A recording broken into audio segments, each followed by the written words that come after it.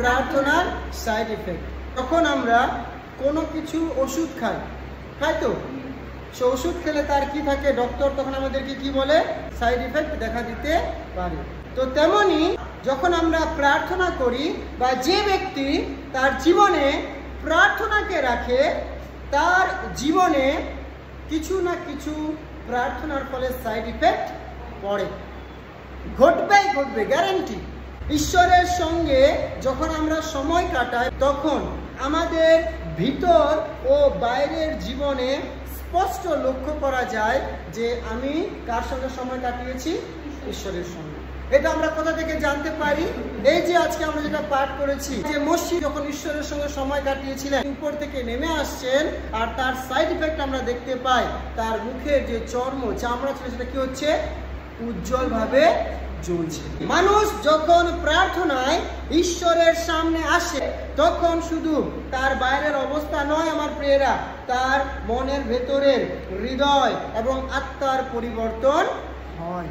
বলি আমেন। আমরা প্রার্থনা করি প্রভু তুমি তাকে সুস্থ করো, সে সুস্থ হয়ে গেল, এটাই শুধু প্রকাশ নয় প্রার্থনা। যেমন মোশে ঈশ্বরের সাক্ষাতে প্রার্থনা করার কারণে ঈশ্বরের মহিমা যখন মোশির মধ্যে এসেছিল, মোশির মুখ উজ্জ্বল করে ফুটে উঠেছিল, তেমনি আমাদের ভিতরেও প্রার্থনার মাধ্যমে ঈশ্বরের উপস্থিতির ছাপ রাখে।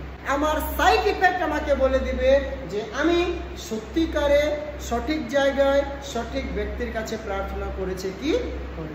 আমি এখানে এসে দাঁড়িয়ে আপনাদেরকে বলতে পারি আমি প্রত্যেক দিন প্রার্থনা করি ভোরে উঠে, আমি 5 ঘন্টা প্রার্থনা করি ভোরে উঠে, সেটা আমার প্রমাণ নয়। আমি তো মিথ্যা কথা বলতেই পারি, কিন্তু আমার সাইড ইফেক্ট দেখায় যে সত্যিকারে আমি 5 ঘন্টা প্রার্থনা করি, সত্যিকারে আমি সকালে উঠে প্রার্থনা করি, সত্যিকারে আমি বাইরে যখন যাই তখন কি প্রার্থনা করি। কে প্রমাণ দেয়? প্রথম যে ব্যক্তি প্রার্থনা করে, যে ব্যক্তি প্রার্থনাতে সময় কাটায়, তার মধ্যে অস্থিরতা নয়, কিন্তু কি দেখা যায়? বিশ্রাম দেখা যায়। যে ব্যক্তি সব সময় অস্থির, পরিশ্রান্ত, ভারাক্রান্ত সব সময়, সে ব্যক্তির জীবনে কি নেই? প্রার্থনা নেই। কেন নেই? কারণ সে কার কাছে আসে না। কারণ যিশু বলেছে তুমি আমার কাছে আসো, আমি তোমাকে কি দিব? আমি যিশুর কাছে গিয়ে বিশ্রাম পাবো না? হতে পারে? কোনোদিনও হতে পারে।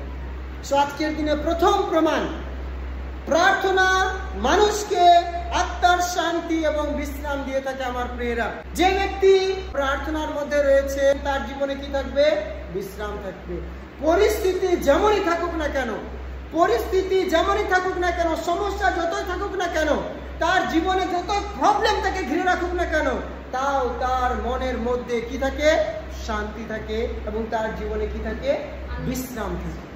আমি বলছি আমি সারাদিন প্রার্থনা করি, আমি বলছি আমি সকালে উঠে প্রার্থনা করি, কিন্তু উঠবো, যদি আমার মনের মধ্যে কি রয়েছে? একটু অস্থিরতা রয়েছে, তাহলে আমাদের কিসের কমি রয়েছে? প্রার্থনা।